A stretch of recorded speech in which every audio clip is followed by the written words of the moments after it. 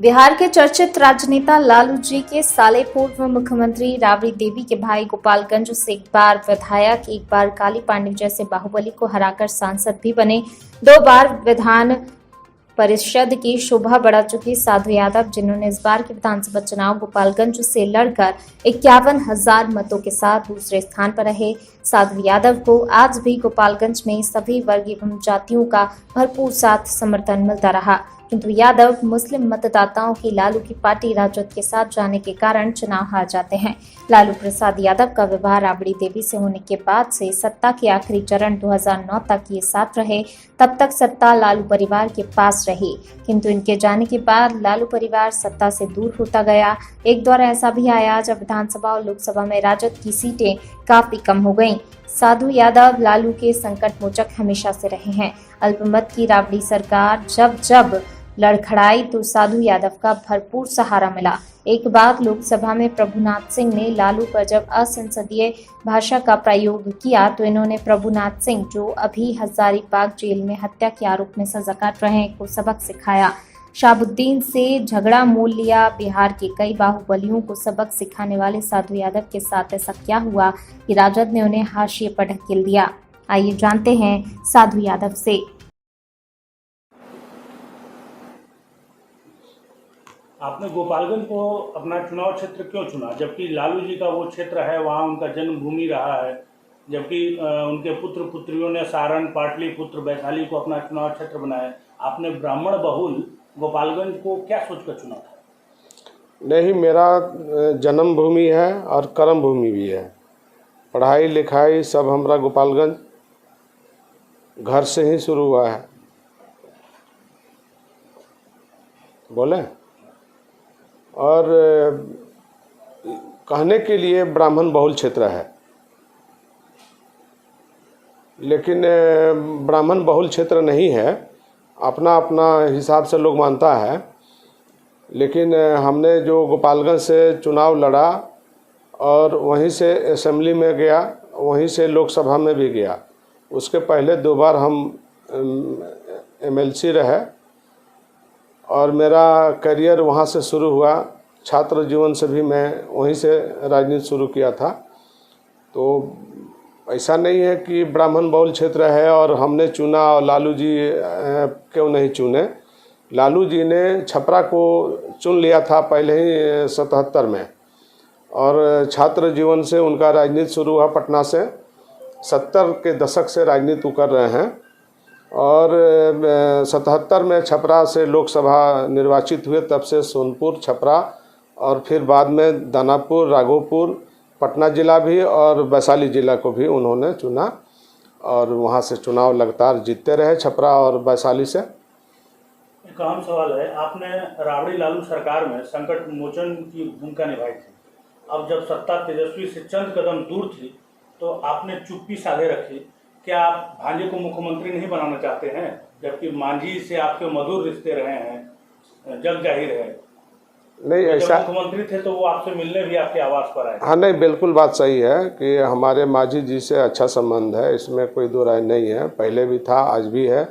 और अगर परिवार के लोगों को ज़रूरत होगा, अगर चाहेंगे, कहेंगे तो फिर हम कहीं अलग थोड़ी है, ऐसा कोई बात नहीं है। लेकिन इच्छा अगर कोई व्यक्त करे तो हम बिल्कुल साथ हैं। तो आपने कांग्रेस क्यों छोड़ दी? आप तो कांग्रेस में भी रहे।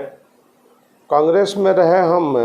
ये आपका नरेंद्र मोदी जी ने हमको 25 बार कॉल किया था और कांग्रेस में 2009 में हम गए और बेतिया से चुनाव लड़े। हमको 71,000 वोट प्राप्त हुआ और तीसरा नंबर के कैंडिडेट हम रहे और 1 नंबर का कैंडिडेट में संजय जायसवाल रहे। 2 नंबर में प्रकाश झा जी आए, जो मेरे नाम पर फिल्म भी बनाए थे, और तीसरा नंबर के उम्मीदवार हम वहाँ थे। तो हमको 71,000 वोट प्राप्त हुआ था 2009 में। लेकिन कांग्रेस पार्टी ने बुला करके सोनिया गांधी ने हमको ज्वाइन कराया था और बहुत लोगों को मेरे साथ जाने का अवसर प्राप्त हुआ था, जो मेंबर पार्लियामेंट थे। तो सबको उन्होंने टिकट दिया था और हमारे आने के बाद से कांग्रेस के वोट का प्रतिशत में बढ़ोतरी हुई थी। लेकिन कांग्रेस में जाने का मतलब हुआ कि आप वहाँ 2 तरह की बात थी कि तो पूरा मक्खनबाजी करते तब जाके आपको हासिल होता। तो हम में ये गुण नहीं है, कहीं मक्खनबाजी करने का कहीं गुण नहीं है। हम लोग सीधे साधे लोग हैं, हम लोग राजनीति करना जानते हैं और मजदूरी करना भी जानते हैं। नहीं, एक चीज और, मेहनत कश लोग हैं। एक आम बात, नरेंद्र मोदी से गुजरात जाकर मिले भी आप, किसके विरोध के कारण भाजपा में आपकी ज्वाइनिंग नहीं हो पाई? देखिए, हम किसी को दोष नहीं ठहराएंगे, क्योंकि हम किसी को कह दें तो ठीक नहीं होगा, क्योंकि हम भी जानते हैं और जो लोग रोके हैं वो भी जानते हैं। लेकिन हमारी मानसिकता ये नहीं थी कि हमको नरेंद्र मोदी जी ने 25 बार कॉल, रिकॉर्ड है, मतलब आप कभी भी उसको देख सकते हैं। हमने नहीं प्रयास किया था। नरेंद्र मोदी जी ने गुजरात के मुख्यमंत्री काल में उन्होंने 13 में ये हमको 25 बार कॉल किया उन्होंने, और उसके बाद हमारी प्रोग्राम बनी कि ठीक है हम आएंगे। तो यहाँ तक वो हमको तो जहाज़ भेजने के लिए भी तैयार थे, सब्या में, हवाई अड्डा हथुआ में, कि आपको हम जहाज़ भेजते हैं, आप आइए। लेकिन हमने उस दिन उनको बताया कि नहीं भाई ऐसे ऐसे है, तो वो बोले कि नहीं, आज के दिन तो बिल्कुल आप कंफर्म करिए। तो हमने फिर कहा कि अच्छा ठीक है, जब इतना बार कॉल आ गया तो फिर हम लोग आपस में बोला कि भाई चलिए भाई, इतना मुख्यमंत्री बुला रहा है तो चलना चाहिए। तो हम चले गए। लेकिन वहाँ जब गए तो कुछ पार्टी पॉलिटिक्स की बात हुई, ये बात सही है, लेकिन उसका अभी कोई समय नहीं था। उसको हम लोगों ने बाद में उसको हम लोगों ने कुछ डिसीजन लेते, लेकिन पार्टी के लोगों ने, कांग्रेस पार्टी के लोगों ने कुछ ज़्यादा आगे बढ़ चढ़ के ही उन लोगों ने कुछ करने लगा। तो फिर हम चुप बैठने वाले में से थे नहीं। और जो बीजेपी के अंदर जो लोग सोच रहे थे तो वो भी हमारे साथ कोई बात नहीं थी। हमारे बीच, नरेंद्र मोदी के बीच जो बात हुई थी वो सीट को लेकर के बात हुई थी, और सीट पर हमारी सहमति थी।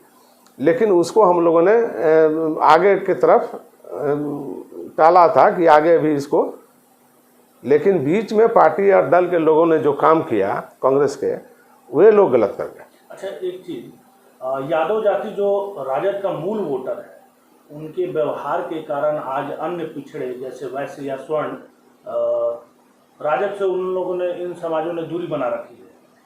जबकि वैश्य अति पिछड़ों ने ही 15 वर्षों तक लालू राबड़ी के सत्ता में बनाए रखा था, अब दूर चले गए हैं। क्या आप सुझाव देंगे तेजस्वी यादव? नहीं, देखिए, हमारा राजद जो वोट है मूल वोट है, और राजद के साथ सभी तबके के लोग हैं। ऐसा नहीं है कि तबका नहीं है, सभी वर्ग, सभी तबका के लोग राजद के साथ हैं। और एक दौड़ था, और लालू प्रसाद जी 90 में जब मुख्यमंत्री बने तो जितने पिछड़ी जाति थी, जिसको पंचफोड़ना लोग बोलते हैं, तो सभी जाति के लोग जो है लालू प्रसाद जी के साथ हो गए थे। और वो दौड़ था कि अगर कांग्रेस के ज़माना में कोई खटिया पर नहीं बैठता था, कुर्सी पर नहीं बैठता था, दबे कुचले जितने पिछड़ा, बैकवर्ड, माइनॉरिटी, सारे छोटे जाति के जो लोग थे, ये लालू यादव को आने के बाद से उनको ताकत मिली और वो बुलंदी पर गए और पहचानने लगे कि हमारा अधिकार क्या है। उसके बाद लालू जी ने कहा कि छोट के राज का मतलब वोट के राज। नहीं, ये तो बातें ठीक है, लेकिन जब से आप दूरी बनाए लालू फैमिली से, जब से आपने दूरी बनाया, तब से लालू यादव सत्ता में नहीं, ये तो जग जाएगा। नहीं, ये हम नहीं कह सकते हैं कि काहे ऐसे है नहीं है, वो तो बात का चीज़ है। लेकिन लालू जी के आने के बाद ही बिहार में परिवर्तन हुआ, और उस परिवर्तन का नतीजा हुआ कि देश भर में ये परिवर्तन हुआ, देश भर में परिवर्तन हुआ। जितने पीछे लोग थे, बैकवर्ड थे, अत्यंत पिछड़ा थे, पचफोड़ना थे, इस सबको ताकत मिली, और सब आदमी जो है, कहीं कोई गुजरात में बना, कहीं कर्नाटका में बना, कहीं मद्रास में बना, और कलकत्ता में बना, असम में बना, उड़ीसा में बना, ये उत्तर प्रदेश में बना। तो ये लालू जी के आने के बाद ही एक जुनून सवार हुआ देश में, एक बड़े पैमाने पर पैदा हुआ पिछड़ी जाति में लोग। बिहार के लिए आपकी आगामी राजनीति योजना क्या होगी? आगामी तो हम तो लगातार चुनाव में हैं, और हमने कोई पार्टी नहीं